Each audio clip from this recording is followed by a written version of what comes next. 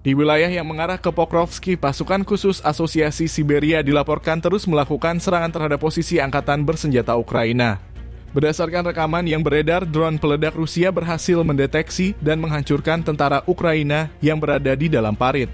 Serangan ini mengakibatkan kerugian signifikan bagi pasukan Ukraina. Informasi ini diperoleh dari sumber di Telegram BTR 80.